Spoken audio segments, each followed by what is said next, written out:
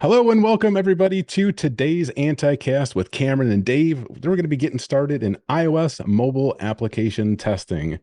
Cameron, Dave, are you all ready to get started and share your knowledge today with everybody? I Absolutely. think we are. Awesome. Thank you all so much for joining us. I will pop back in when there's about 5, 10 minutes left, go over some questions that we might have, and I'll head to the backstage myself and let you all get started. Have fun and good luck. See you soon. Etc. In corporate environments, there's like mobile apps for delivery drivers or for doing inventory. There's apps to view power plants, and there's customer facing apps. But what most people don't realize is, as helpful as these applications are, they also frequently expose the organization um, developing and releasing the app or the end users, etc., to an attack surface that is not as well explored as the network attack surface usually is. Um, so, on that note, I will hand it off to Dave. Awesome. Thanks. So when we think of iOS and their market share, so we say like how much are iOS applications used? How much are iOS phones used? Um, and worldwide, so or starting domestically in North America, we're looking at about 55% of North American smartphone users are iOS users. So it's a pretty big chunk of the market that is actually using an iOS phone. Worldwide, that trends down a little bit, not a little bit, a lot, and we're looking more closer around 28%. And Dave, what do you use? Are you iOS or Android? I use, okay, so yeah, I'm gonna get sidetracked here and go. So it's Graphene OS. So it's Android based, but it's down market of the um or it's downwind from the Android open source project. So that kernel. So technically it's considered a custom operating system, differentiates from like a custom ROM. So yeah, I could go on for hours about that, Cameron. How You're about probably like easy to track then. You're one of 10 people with that OS. that? And well, that's why I got this. I always carry around a Faraday bag just to make tracking harder. So, how about yourself? What do you use? MIOS. I switched about a year ago. Yeah. Yeah, but so just a quick funny story aside. So on there you have the top six free apps that were in the App Store. Um, One of them is no longer in the App Store, currently due to some privacy issues, and Cameron will cover that one a little bit later. But McDonald's was number six on there, so I was asking around, talking to friends, like, why is McDonald's so popular? But I guess they really incentivized that app, and then or you can get some steep discounts, and they have the Monopoly game. You have to use the app now, so that's what I have there. Next slide. And the key point, the key takeaway from here is that iOS usage is trending upwards. Um, it's increasing year after year. So iOS, it just if you're looking at the market and where it's going, it's trending upwards. Next slide. Awesome. And this is important for like why this is important to think of it like as a tester. Like, why do we want to test apps? What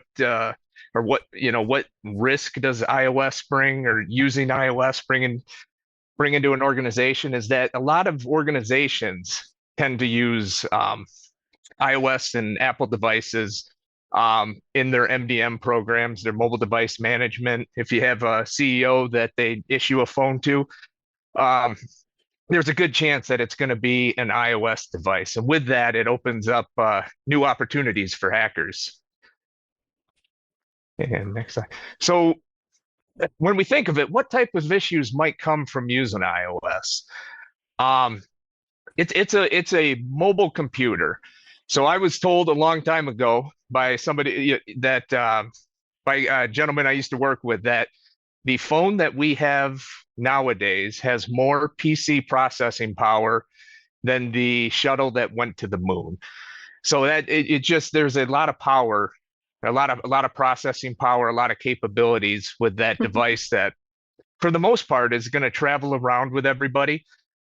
It makes calls. It has internet. That They people, still make calls? some people. I got to call my mom and dad. I got. Thanks for the reminder.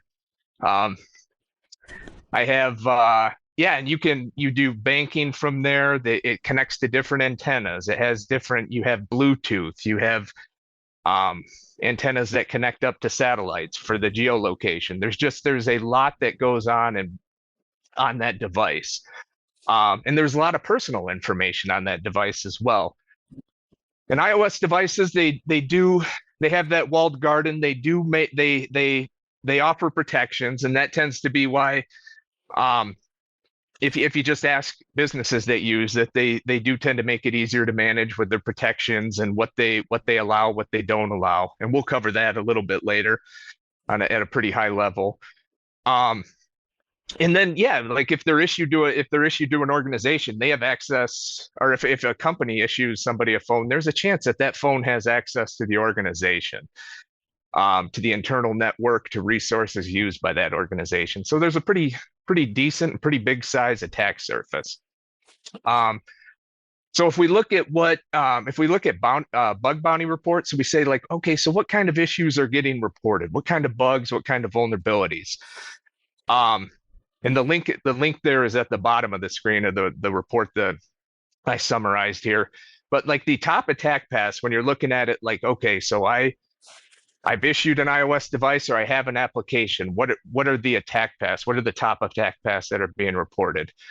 The first one is the attacker's app installed on a device.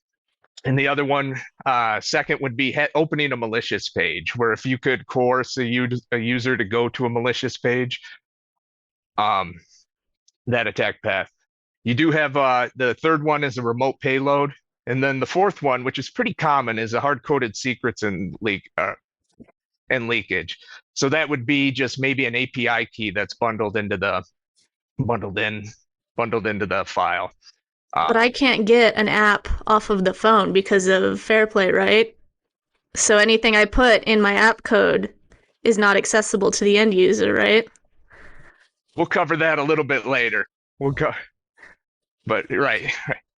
But when we think about it, like, so which one of these bug bounty, or what the payouts were? So when I'm mentioning a payout, it's like, so if one was submitted, what was the amount of money given to the tester? It was a similar order in payouts, the amount of money that was given to the tester, the exception being like client-side bypasses and machine in the middle. If you were able to get in between the traffic from the application to the end server. Okay, so then now we look at it. So what exploits are being sought? So there's brokers out there that buys exploits and they sell them to governments. And if you go to the link at the bottom, there mobile exploits are in high demand. There's a little tab at the top of that website that will tell you mobile exploits are in high demand. So if you're thinking about it like in dollar amount, a 0-click full chain iOS exploit will get you $5 to $7 million if you were to sell it to a broker. Well, we're in the wrong industry. Yeah, I tell you. And similar, like sandbox escape. So if you're and we'll cover that a little bit later, what the sandbox is. But if you're able to escape the Safari sandbox, that's worth $500,000. And then there's some very targeted on that website, like encrypted messaging apps. They make a point of mentioning that, so they just know that like there's a risk to there because there's a lot of interest in gaining access to those messages. But when you're looking at mobile versus other categories, like for example, like the desktop or enterprise, the payouts are considerably more. All right, so we're going to talk about some examples of hacks that have affected iPhones and reasons that therefore you cannot trust the device that your app is running on necessarily, and so why all apps on any device should be secured to the biggest extent possible. So back in 2019, there was a WhatsApp exploit that allowed attackers to install spyware on affected phones. Commercial grade snooping spyware, many of you have probably heard of it already. It was the NSO Group's Pegasus. The vulnerability was a buffer overflow bug in the audio call feature, which allowed the caller to install the spyware by making the call, regardless of whether or not that call was actually picked up. And so this is just one example of how malicious code can get onto a device, and then if your app is insecure or it's writing to external storage, then that data isn't necessarily safe. I think the slide is still titled wrong. So this is actually another WhatsApp exploit with, you could send someone a .gif file, which would be assumed to be a GIF, right? It has a .gif extension. And the iPhone would attempt to render that data without the user's interaction. And this was also used to install the Pegasus spyware. It was CVE 2021 3860. So the exploit used the image processing library for GIFs, but it rendered whatever file type was there, whether or not it was a GIF. And then a chain of exploits, which included a buffer overflow, led to the final installation vector. And stuff like this keeps happening. It seems like messaging apps are becoming more of a worthwhile attack surface for attackers. But what's more fun to talk about is an app-specific exploit. So I'm sure most people have heard of the T app by now. It was an app for women to share anonymous advice, or so they thought, on the men they dated. I had never heard of this app until I heard about the breach. Dave, had you? Only from the breach. Mm-hmm. Only from the breach.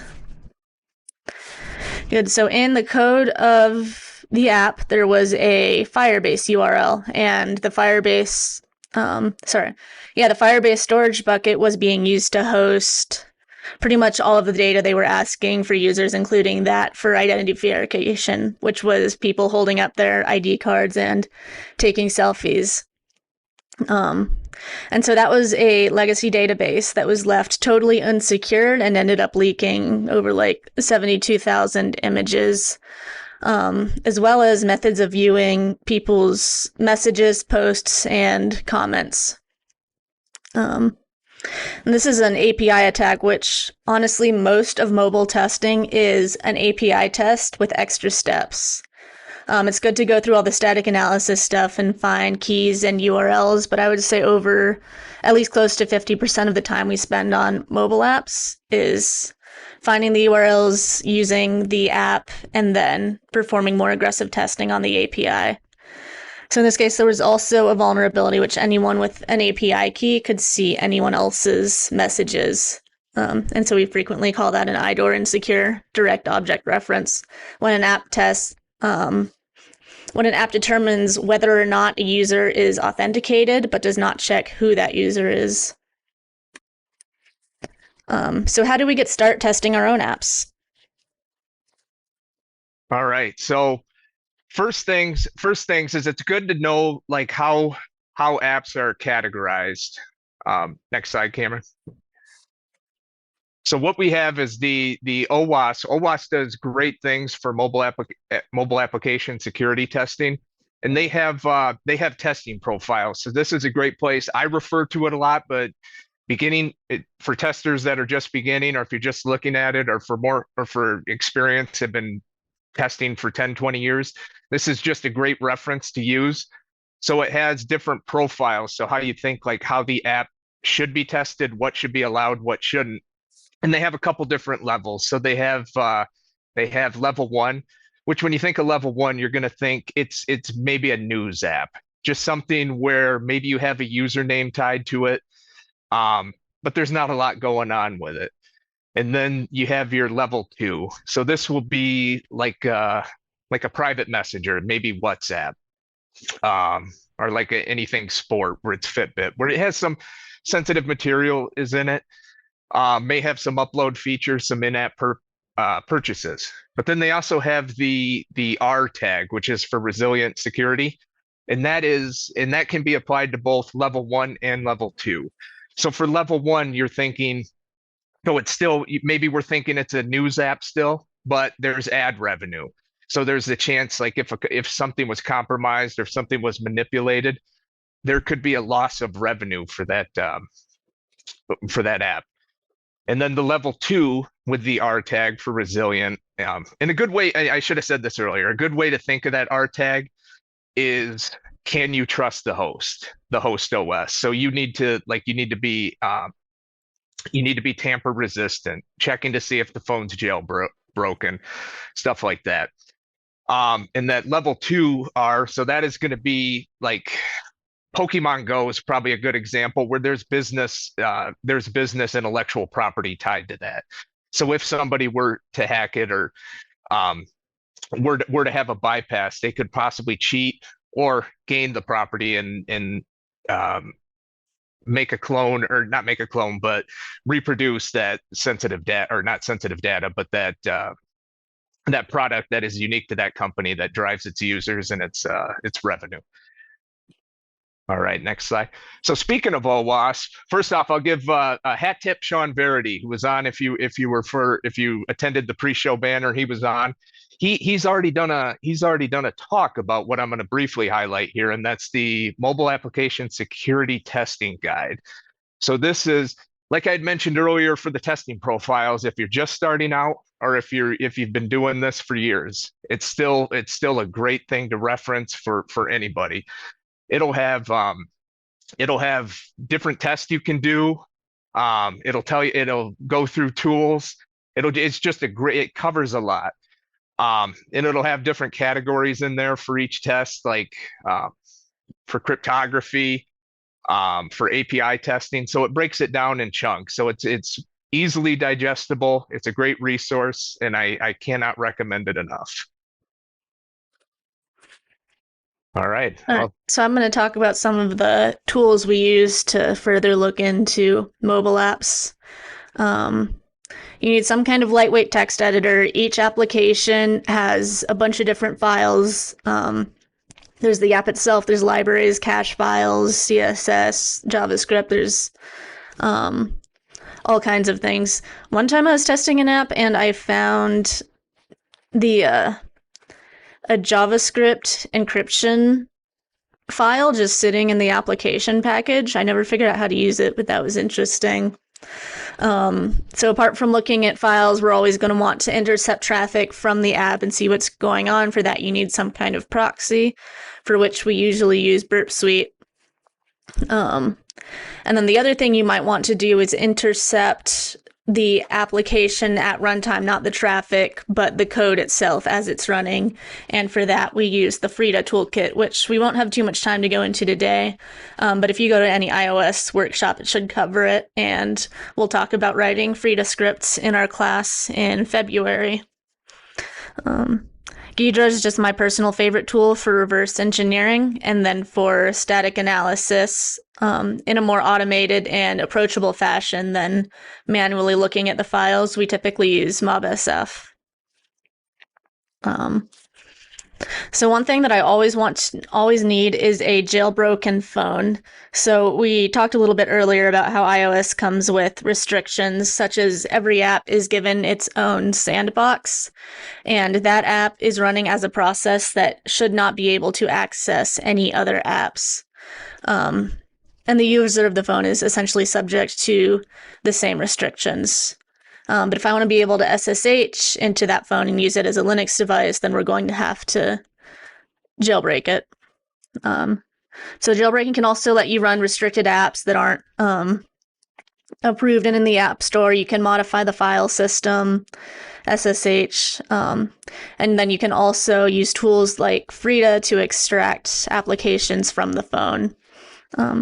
Different types of jailbreaks include untethered, which is when the changes made to the bootloader and stuff are not permanent, and when the device reboots, those changes will no longer be in effect, or you can have a tethered jailbreak, which is permanent. So regardless of how many times you restart your phone, it'll stay in the jailbroken state. It's a really interesting process, but not something we have too much time to cover today. Kind of a PSA when you're jailbreaking a phone, unless you are developing the jailbreaks yourself, you are willingly downloading unknown code from someone on the internet, which is designed to exploit your phone's operating system and was released online for free, which sounds really sketchy. Now, most jailbreaks are legit, but do your due diligence when you're looking around online, and especially when you're running code that could affect the phone's bootloader. Make sure the operating system is the operating system that jailbreak was designed for, etc., or you just might not have a working device afterwards.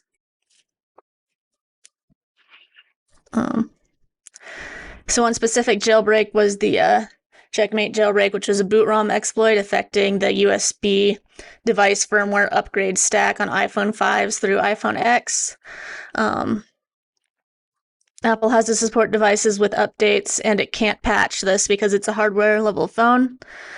And it's a very user-friendly jailbreak that we use for our iPhone X's and tends to work pretty reliably. All right. So I'm going to play this video. This is just kind of what it looks like to jailbreak a iPhone X using Pale Rain, which was the successor to the Check Rain jailbreak.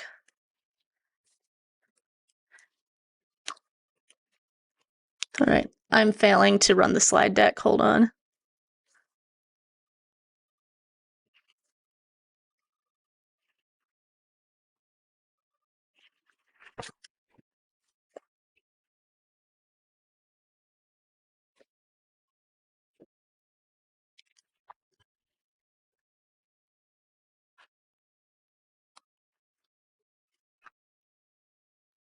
So to get in the upgrade mode, you have to hold down certain buttons. So that's what's going on right now. And then as soon as it detects that it's in the DFU mode, it shouldn't try to install the software.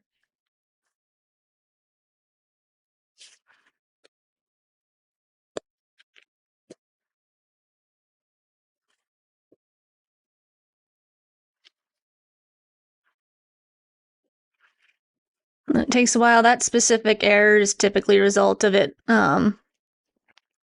disconnecting the USB connection. As soon as you plug it back in, it'll recognize it.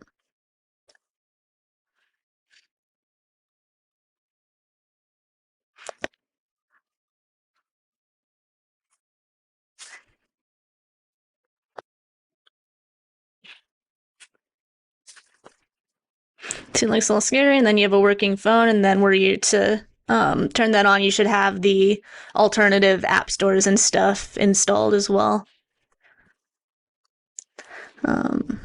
So the next thing we want to do once we have a jailbroken phone is set up some way that we can intercept traffic, and then we should have almost everything we need for a working testing environment. And I think, Dave, you're going to talk about that? Yeah. Hey, real quick, Cameron, I saw somebody had posted in the chat, and curious your thoughts on this. Has Mac Silicone, so the M1 through M4 laptops, made iOS app testing easier or harder for you? Or no comment? I have found it to be easier. I wouldn't want to try testing on anything else. And then we got another question for the class, what will be used for testing. For that, we're going to use Corellium, which is an online emulator where you can just boot up a pre-jailbroken phone, and then you can connect to it over a USB emulator and a VPN. So that'll be used for the class because it's reliable. And then if people want to bring their own iPhone that is a jailbreakable model, we will help them with that, right? Absolutely. Yeah, so for traffic interception, next slide, please. Sorry, trying. Oh, no worry. Well, so I personally miss Mac Intel, like the old Mac. I will just go on record as saying that. But no, the M1, M2 M3, and so on. Um, really no change. It took a little getting used to, but once I got used to it, it's just about the same, about the same. So for intercepting mobile traffic, so this can be one of the hardest things to do during a mobile test. Um, there's items like certificate pinning, hybrid apps like Flutter that are going to use outside libraries, and just it can become cumbersome and it can take a lot of time. So what the end goal is, we need the application traffic, any traffic that the application sends to a backend API server, wherever. We need that to go through our web proxy.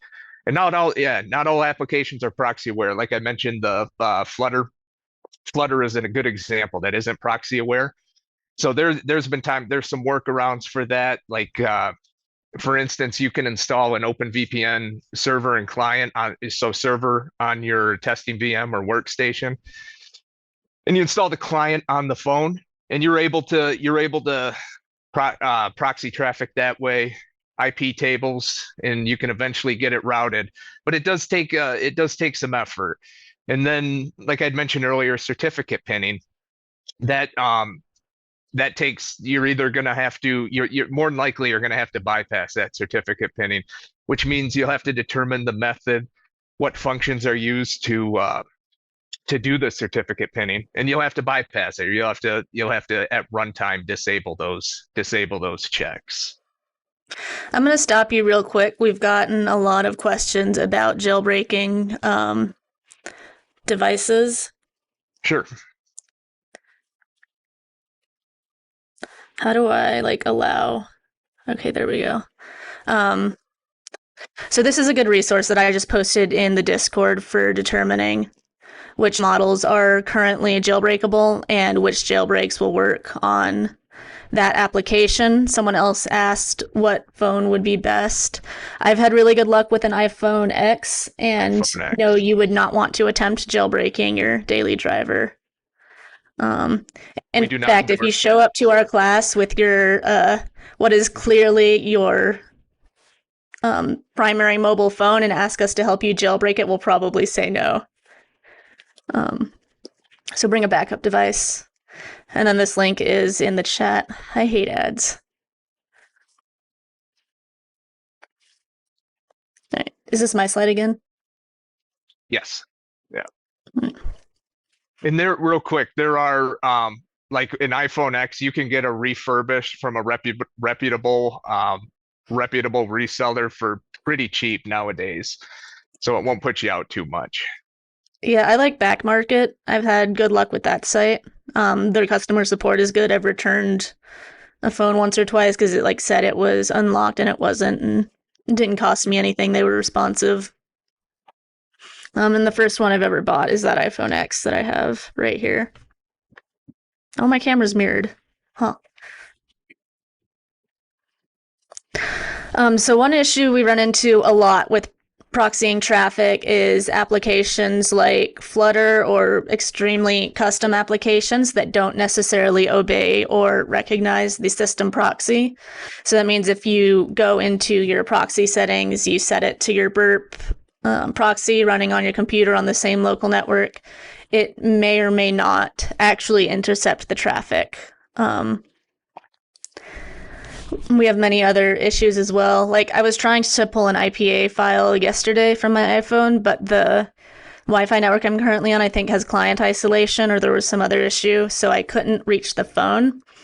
So I used the method I'm going to talk about instead, which is invisible proxying. And what that is redirecting all traffic to your Burp Suite proxy using the Mac packet filtering feature and internet sharing. And that allows you to send requests that aren't necessarily intended for a proxy. And in cases like this, it works pretty well. So there's this little thing covering the play button. Okay, there we go.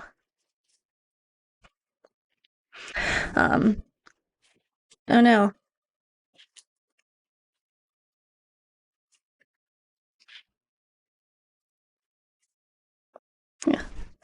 So what we're doing, so you don't need any internet connection on the phone. If you can do this successfully, we're going to create a new bridged interface from a Mac to the iPhone over USB.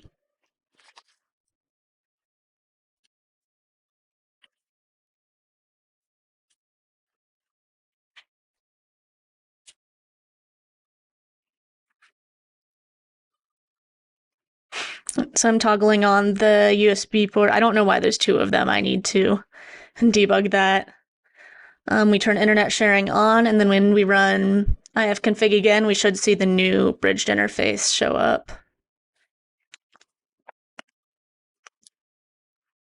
And then I'm adding a line to forward all traffic coming in on that interface to my burp proxy. So I'm putting in localhost and the burp port that I'm going to have the burp listener on, and then changing the bridge to bridge 102 that we saw earlier.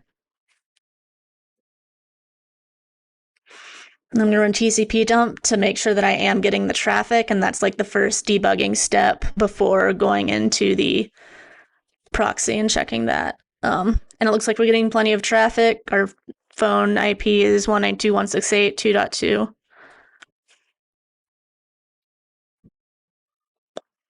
And we actually have a whole blog on this, Dave. I don't know if you want to find that and post it in the Discord.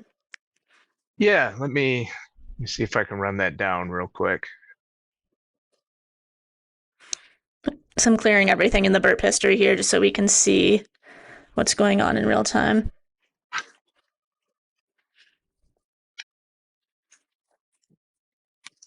So we're creating a new listener on localhost, port 8877, which is what we specified in the PF config.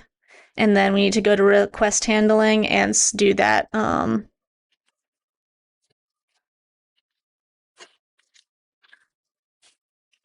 want to show.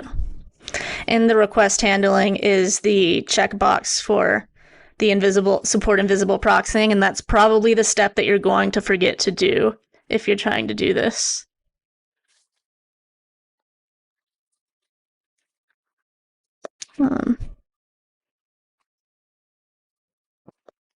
Then we start using the phone, we start seeing traffic coming through. This is my personal favorite way of proxying because you can't miss anything, because all of the traffic on your phone is forced to go through this proxy since it's the only means of internet connection. One app can't decide to use Wi-Fi, and one app can't decide to use Wi-Fi plus the proxy, for example.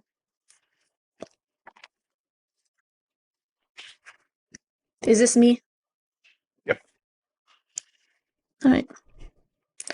So, iOS applications are packaged into what is called an IPA file, and much like Android APKs, that is just a zip file that contains the application binaries, as well as any frameworks, configuration files, and code signing information.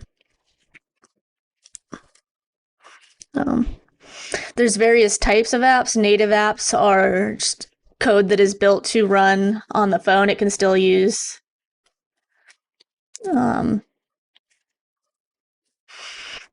sorry, I got distracted by Discord. It can still use web views, etc., but it is developed in Swift, in Objective-C or Swift, designed to run as close to the hardware as possible to get you that good performance.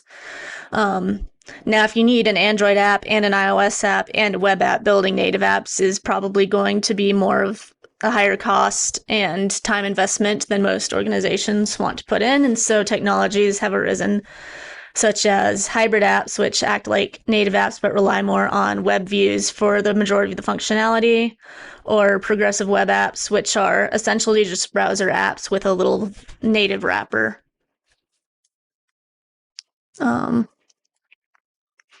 The most important, the configuration file you're going to hear about the most is called plist file. It stands for property list file. So in every iOS application that you unzip, there's going to be the info.plist that gives information about how the app and some instructions about how it should be run on the device. That's also where you can find things such as permissions, URL schemes, if there's any custom ones. and any launch settings.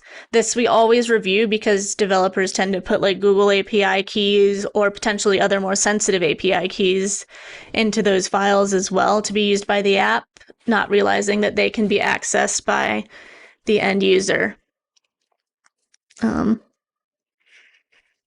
So to get that IPA file, we have to... This looks weird. Did this get messed up?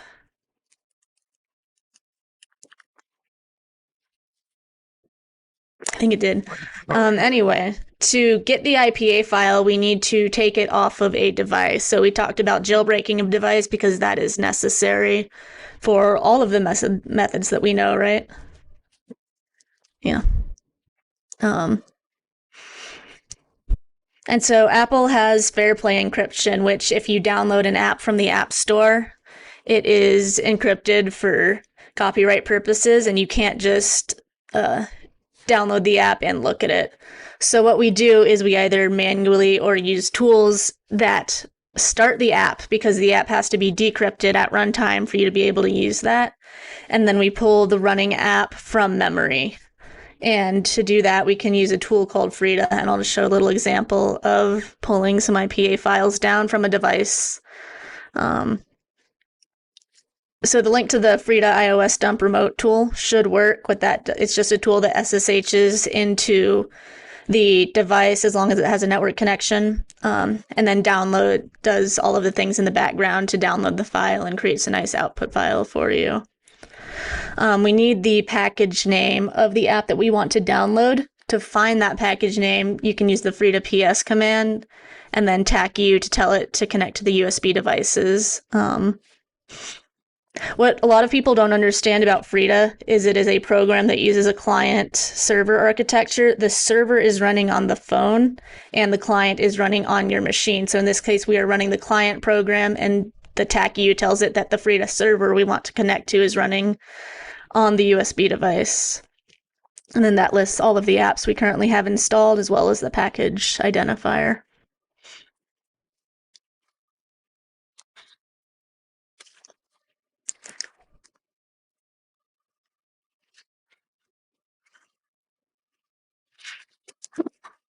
So it needs the phone ID, and it needs a username and password. And you have my password if you want to try to hack my phone.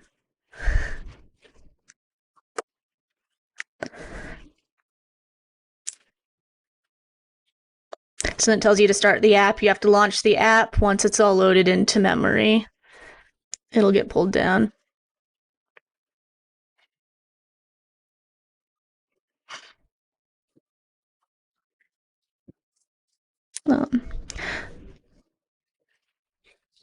Yeah, so the big GUID here is the path that the app is running in. So each application has their own directory under this private var, containers, bundle, etc. And then it's typically not just like one package anymore. There's a bunch of sub packages that it has to pull down as well. And then there's different libraries that'll be loaded depending on like what specific OS you're on and stuff.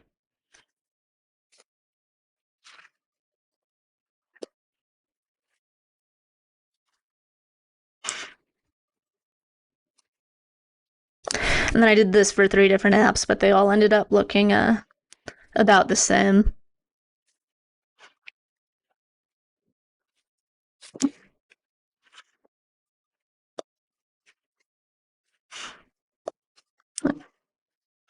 So once we have that app downloaded, you can use MobSF or any of the tools mentioned previously to do static analysis, but we will have to leave that for a workshop or something when we have more time, because we also want to cover the main event of iOS testing, which is API vulnerabilities. Yeah, thank you. So real quick, I just saw a couple things in the chat regarding what type of computer to test from, or what is recommended. So real quick, I think the libiMobile device library that it's been a real blessing for when testing from like Debian or like a GNU Linux distro. So I personally like testing from that.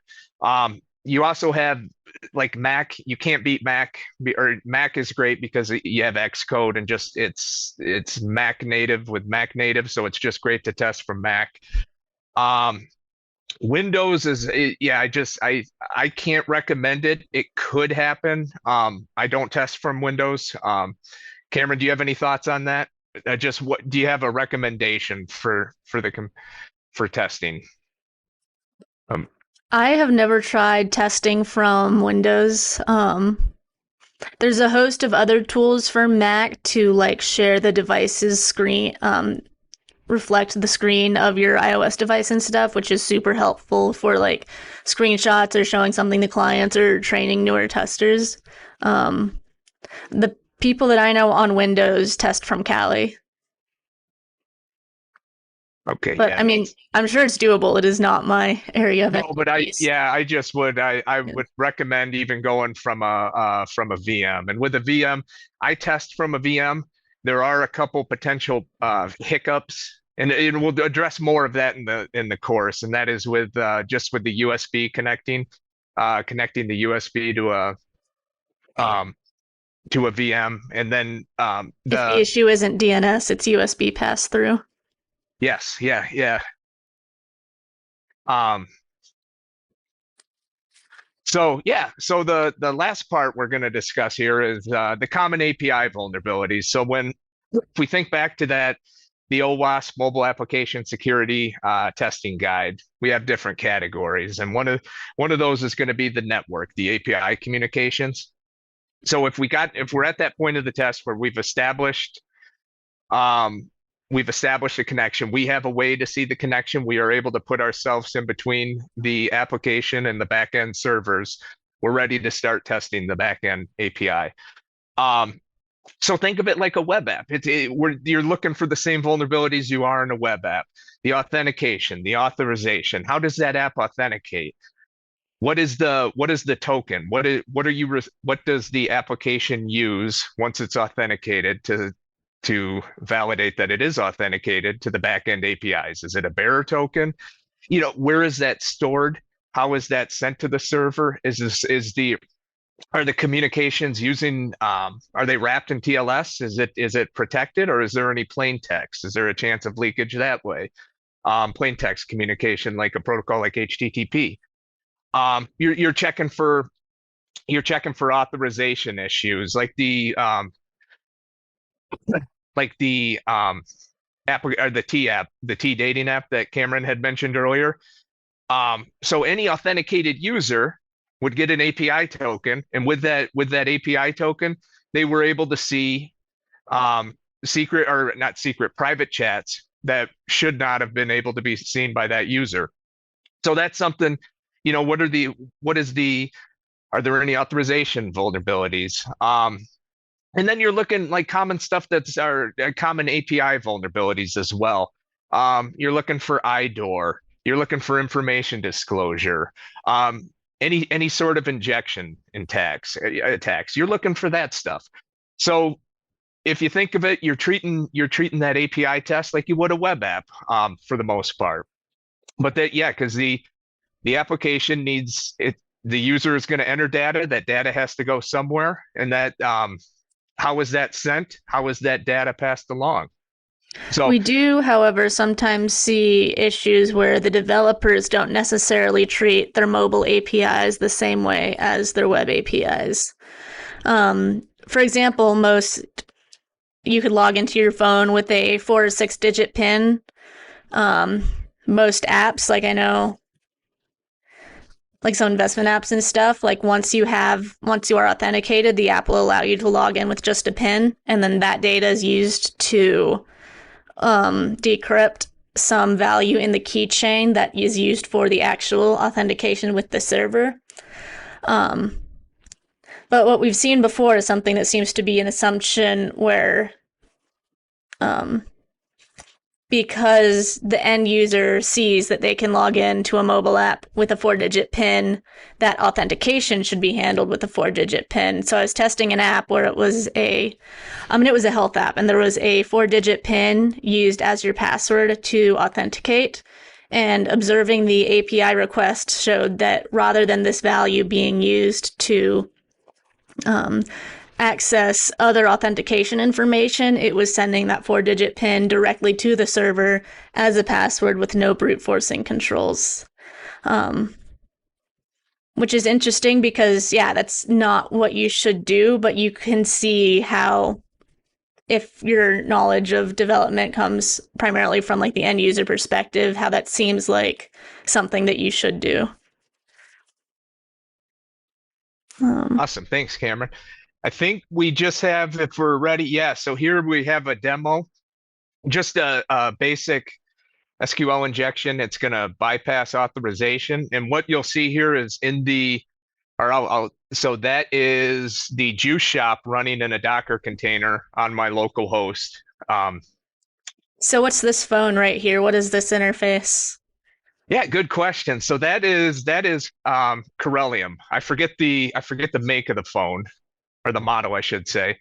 Um, but that is an iPhone. So that is a virtualized phone. And there is, I forget the details of the story, so I'll just be brief. The Apple had taken Corellium to court regarding their virtualized phones.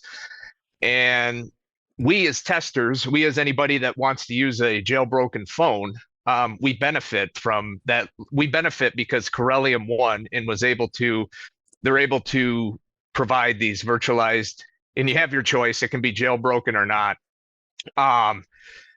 But they're Another important thing is if yeah. you are using an emulator for testing, your best bet is to find an ARM emulator, because there are some emulators that will convert the application code into x86 to run on an x86 machine.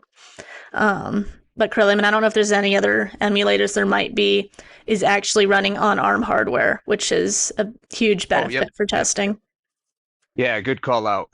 Good call out. But we benefit from it. And the one downside is just one of the outcomes of that lawsuit is when you're testing in Corellium, it is not going to have the App Store. So you're going to have to, get your IPA file, your build file, you're going to have to pull another way. But yeah, good call out. Thanks, Cameron. And so they're just showing that the juice shop's running on my local host. In the class, we have Cameron, myself, and Sean, who was in the pre-chatter, or the pre-show banter. We have a mobile app for iOS devices that we built that's intentionally vulnerable, that uses the juice shop. It uses the back end. There's a free public instance of the juice shop. The downside of that is it is down frequently. I'll explain that later. I'll go through. So right The now, publicly available juice shop server is frequently down. yes, Not our app. So yeah, good call out.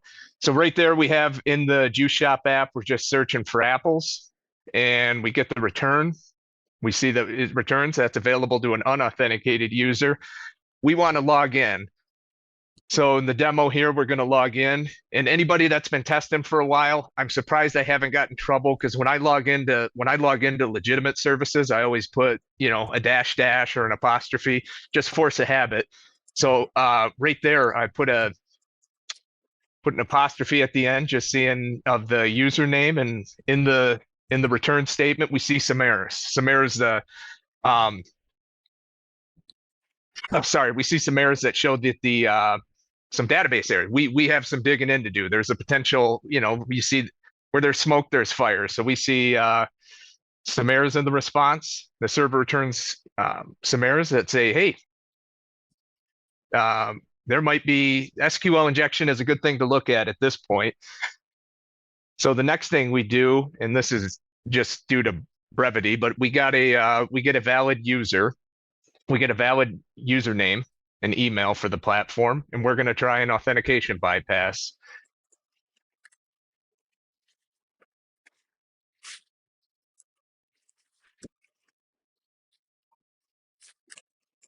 But yeah, this app will be used in the class in February. So right there, we're trying an authentication bypass. We're commenting out, or I can't see. Sorry. And there we are. We are in. So we are in as you can see, we tried to log in as the admin user. And there we go. We get our token signed to that user. And now we are able to view the application as the user due to an authentication bypass. So there we are. We're able to see the basket right there. So yeah, that is that. But yeah, Nice. so Corellium it's great. It's great. But the downside of that is it doesn't have the app store. Oh, I got one thing I wanted to cover in this demo that I fell far behind. So because of that public instance of the juice shop, that it's not available at certain times. It's public, and a lot of people are throwing malicious stuff at it. It's going to go down. We do have in this example here, it's just a local instance of the juice shop that I use the burp extension target redirector to forward to my instance of the juice shop running on my local host. But awesome. That covers the API exploitation portion. All right. So we're teaching a 2-day class on practical exploitation, both API and local attacks in February. But for today, does anyone have any questions?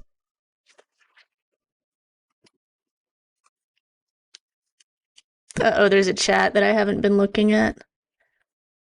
Oh, it's Megan telling me to do that. A little late, but there we go. Awesome. Thank you, guys. It's fantastic. Okay. I think there's some questions rolling through. Before I do get to the questions, I want to again say thank you to Cameron and Dave for sharing their knowledge with us. It was fantastic. I have two things for our audience. So the first one I'm going to go ahead and put in the live chat. It's a survey. If you don't mind, take the time to fill out the survey. Let us know how we did today. We would really, really appreciate it. And the second thing I'm going to post, you will find in our webcast CTF's chat. This is the CTF challenge for today's webcast. So if you guys go to the webcast CTF chat, you'll find the link for the CTF challenges page, and you can find the questions and the form on that page. I'll also put it in the link in the live chat just so you guys have it. But if you want to participate, go ahead and fill out the form. We'll pick a couple winners, and if you complete the CTF, we'll be picking a winner for a full year-long subscription to the on-demand catalog from Anti-Siphon Training. And we'll also be picking a winner for one class choice. So you can pick a live class of your choice. So thank you for that. Check out those links. And now let's get to some questions that we have queuing up here. And if you guys see any questions, please feel free to pop in and answer them. So one of the questions I'm seeing are if there are any alternatives to Corellium. My best alternative is a older iPhone that is jailbroken. The other benefit being if you're testing areas of the application that interact with peripherals such as the camera or Bluetooth, those are going to work a lot better on a physical device. Corellium tries to emulate like the camera and stuff, but I haven't had good luck with it in the past. What about any books or websites to learn more about this? Is there anything that y'all have used in the past to learn from, or any recommendations? Yeah, that's a great question. So what I had mentioned earlier, that OWASP mobile application security testing guide. If you search for that, they'll have that is a great place to get started. And I'm not joking around. I use it on every test. Like it is something I continuously reference. I'm still learning new things from that, or not learning, but just, portions on there. So I would recommend to any tester, anybody that's interested. It's free, it's well written, and it's just nothing beats it as far as a training manual, in my opinion. Yeah, and that tells the security testing guide tells you, it gives more details than we have here, obviously, on what to test. And then if you just kind of Google those things, there's, for most common attacks, there's plenty of other articles on how to test it, using different tools and stuff, depending on what you have available. Here's a question from anonymous attendee. Since most of the testing is API testing, is there a lot more coverage on the Android side? So a main difference that matters to us is that Android applications, you can decompile the source code into like human readable Java code, and you cannot do that with native apps on iOS at all. So when we're testing Android apps, we do tend to do that more often, usually to figure out how different inputs and responses from the API are being processed. At least that's what I do. Dave might have a better example. But Yeah, no, what Cameron said is spot on. There's a bigger bar to entry to get to the source code for an IPA file, or not an IPA file, but just like a Swift native file. So we use Ghidra, and then there's Malamite that's recently been released, which is just it's kind of a wrapper for Ghidra, but that you can set up to like a local instance of an AI, and you can send classes and functions and what you wanted to code and send it there, and it'll help spit back human readable code, for lack of a better term. But yeah, that's I'm probably going on too much about that. What Cameron said is spot on. So thanks. All right, here's the important question. Did the AI soldering video complete rendering? oh, that is a good question. And Karina, you will get access to the recordings if you did register for this anti-gas, which you did because you asked that on Zoom. So you will get a link to the video recording, and you also can watch the recording on YouTube as well. There's a question from anonymous attendee. When performing mobile app pen tests for clients, do you perform testing on both platforms? On both platforms, Like iOS and Android. I would assume that it's mostly going to be targeted. Like they will put that in the scope, but go ahead. yeah, we test both, and yeah, but yeah, it'll be separate. It'll either be an iOS test or an Android test. But we do both, and if they have an app for both, we'll test both. Okay.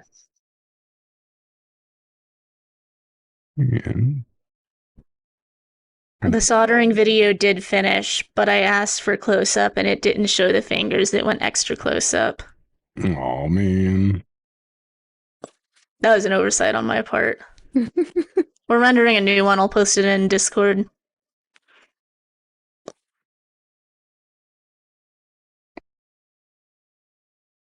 Sorry, I'm replying back to some questions about your class. I want to make sure I get everybody the link to the class that y'all will have in Denver. So if you go to the Wild West Hack and Fest website and you go to Mile High 2026 for the pre-con training, all the way at the very bottom of the page, you'll find Cameron and Dave's class. Why are we at the bottom? Is it best for last? Exactly. That's exactly why. I think your class may have been added last. I don't know. Could have been. That's why. I'm not sure. I'm sorry. Any other questions that you all have for Dave or Cameron? Please put them in the chat. Otherwise, I have do thank you all for being here and sharing your time with us. Hopefully, you all checked in with the Hackett program, and hopefully, you guys have checked out the CTF. So every week now, I'm going to share my screen here real quick. Every week after webcast, we're going to be doing CTFs. So this week we put up a little challenge for Cameron and Dave's webcast here today. So there's 4 different questions. All you have to do is go answer the questions, fill out the form, and you'll be good to go. We are going to be giving away a full year subscription to the on-demand platform and a class of your choosing. So check out the CTF there, and then of course check out the survey as well to let us know how we did today, because your feedback really does help us. Do y'all see any other of those older questions? Which one? If you could just ask again, because I don't know if there's one anonymous attendee or like 3 different people, that would be Yeah. clear. How do you? There was one. Yeah, go ahead, Zach. How do you test mobile applications created from React Native? The answer is mostly the same way. I'll let Dave elaborate on it if he has anything extra. That is one of the ones we typically have trouble proxying, and sometimes it takes more setup for that reason. But the API test is mostly the same, and since it's mostly React, we're not trying to do a lot of reverse engineering or source code review. Yeah, in each so React Native, that's a good question. So when you think of like a hybrid app versus like the Swift and Swift app, yeah, they introduce, so like the hybrid app, a lot of, you'll see it, businesses trending that way, because if it's less upkeep to keep, the code bases can be the same for iOS and Android devices. So when you think you think back 5-10 years ago, you had to have 2 separate code bases. You saw that more and more. So you had your iOS app and your Android app. But that said, when you bring in an app like React Native, there's going to be some nuances that it's not going to easily integrate into some of the Mac OS protections, like using the keychain. So there might be more of a chance for those for secrets to live outside of like a protected environment. So you kind of, that's where the red flag goes up, and you start looking there like, okay, how are secrets being protected in there? And it does take I'll just And any JavaScript files that we find, whether it's React or not, we'll be scanning for secrets with Burp plugins like JS Miner, or if it's only locally in the package, we'll just scan those manually. Yeah. I feel like Cordova apps and stuff like that are some of the easier ones to test usually, because they are just trying to be a web app run on your phone. Mm-hmm. Awesome. Thank you all. And how do you obtain non-HTTPS traffic for mobile applications?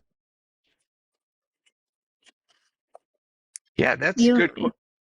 I heard a rumor there might be a blog coming out pretty soon. Not by me, not by Cameron, but I know that there's a blog potentially in the mix on that. So I don't want to spoil too much on that, but go ahead, Cameron, if you got. The most I ever do is just passive analysis, and like with that invisible proxying setup, doing a packet capture to look at everything that's not HTTPS, like TCP, Bluetooth, sockets you should still be able to look at in Burp. Yeah, that's about all I got. Awesome. Well, thank you all. Appreciate you guys again being here, sharing your time with us. Always great to see you all. And if you guys, somebody's just asking about the recording, you will be able to access this, the replay on YouTube. And if you did register on Zoom, you should receive a link in your email so you can get the access to that recording as well. But again, thank you everybody for joining us. Thank you to Cameron, Dave, for being here and sharing their knowledge. Thank you for Caitlin to come and helping out as well. And of course, thank you to each and every one of you out there who took the time to be with us today. Don't forget to participate in the CTF and to fill out the survey. We do always appreciate your time, and hope to see you tomorrow for the Black Hills webcast, or hope to see you next week for another Anti-Cast at Anti-Siphon Training. Have a great day, everybody. Take care. Kill it with fire, Megan or Ryan. I don't know who's back there now.